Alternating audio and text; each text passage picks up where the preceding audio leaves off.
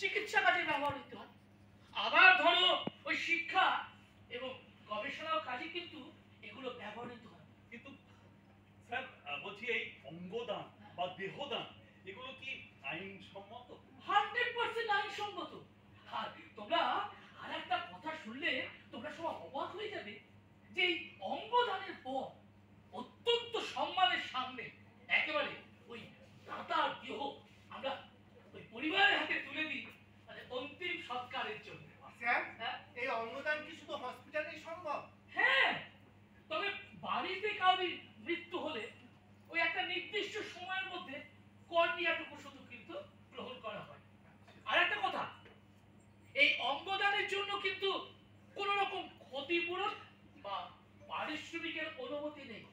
আরো একটা কথা, যে ব্যক্তি যখন এই অঙ্গদান পত্রে স্বাক্ষর করবে তারপর থেকে যাবতীয় খরচা নেওয়ার জন্য পরিবারের কাছে কিন্তু কোনো রূপ কোনো চার্জ করা যাবে না। আচ্ছা স্যার, এই অঙ্গগুলি পরবর্তীকালে কারা ব্যবহার করে? খুব ভালো প্রশ্ন। দেখো, এই অঙ্গে বিভিন্ন পর্যায়ের রোগের লোকে ভোগে, তাদের কাছে একমাত্র আশার আলো হলো অর্গান ডোনেশন। আরে শোন শোন, এই সকল অঙ্গ দাতার কাছ থেকে পাওয়ার পর রোগীর প্রয়োজন অনুযায়ী প্রতিস্থাপন করা হয়। 100% ঠিক। দেখেছো, এর জন্য কত মানুষ নতুন করে জীবন ফিরে পাবে। জেনে রাখুন, অঙ্গদান হাজার হাজার মানুষের জীবনের সক্ষম হয়েছে আলো আনতে। এই একটা কথা বল দেখি, ওই অঙ্গগুলো গ্রহণ করার ঠিক কতক্ষণের মধ্যে ওই অঙ্গগুলো অন্য দেহে প্রতিস্থাপন করতে হবে? সেটা স্যার বলবেন। তুমি আমার কাছে এসো, আমার কাছে এসো। দেখো, বিভিন্ন অঙ্গের জন্য বিভিন্ন সময় নির্ধারিত করা আছে। আমি বলছি এগুলো একটু লিখে নি স্যার। হ্যাঁ, অবশ্যই লিখে নাও, লিখে নাও।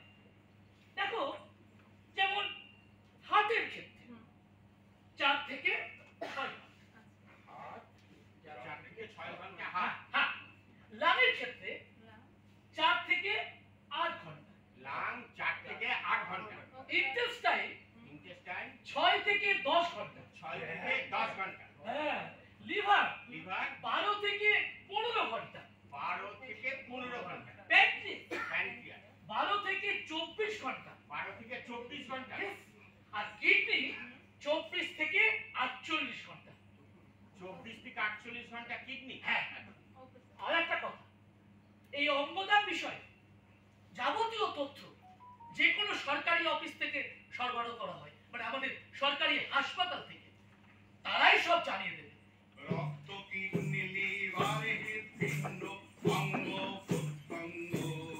কিন্তু একটা মৃত ব্যক্তিকে সব কাটা কাটা ছেঁড়া খুব দরকার আছে। না না মেসোমশাই, এটা একেবারেই নয়। অপারেশনের পর জীবিত ব্যক্তির গায়ে যে সামান্য কাটা দাগ থাকে, ব্যাপারটা সেরকম। এমনটা তো হয় নাকি? হ্যাঁ, সরকারি হাসপাতালে এসব কাজ খুব যত্ন সহকারে করা হয়। আমি অতনু বাবুর সঙ্গে পুরোপুরি সহমত।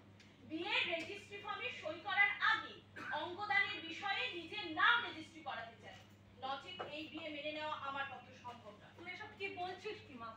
তোর কি মাথাটা খারাপ হয়ে গেল? না মা, সত্যি তো, আমাদেরকে এই বিষয়ে এগিয়ে আসা উচিত। সমস্ত মানুষকে সচেতন হওয়ার জন্য প্রচার করতে হবে। আমার এই সিদ্ধান্তকে তোমাদের নতুন ভাবে ভাবাতে সাহায্য করবে, তাই না মা? তুই একদম ঠিক বলছিস মা। জানো তো বাবা, আগে কোনোদিনও আমাদেরকে এভাবে কেউ বোঝায়নি। আসুন, আমরা সকলে এই অঙ্গদানের ব্যাপারে সচেতন হই। বলছি শোনো না, তুমি আর এই ব্যাপারে আপত্তি করো না, হ্যাঁ? তুমি এটা মেনে নাও। শোন অঞ্জু, আজকে তুই আমাদের চোখ খুলে দিয়েছিস।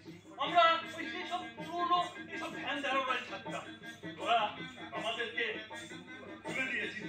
আর এসো বাবা, এসো। তোদের জীবন সুখী হোক, তোরা জয়ী হোক। তাহলে মেসোমশাই, মাসিমা, চলে আসুন।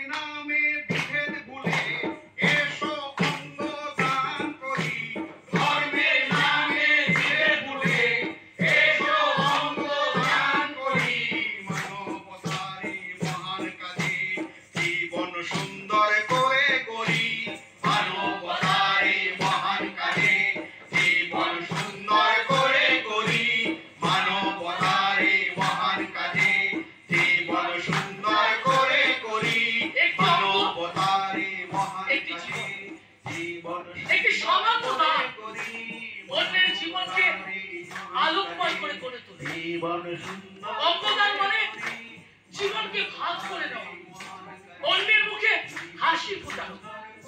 আসুন আমরা সবাই অঙ্গদান পত্রে অঙ্গীকারবদ্ধ হই এবং মানবতার জয়গান শুরু করি। জীবন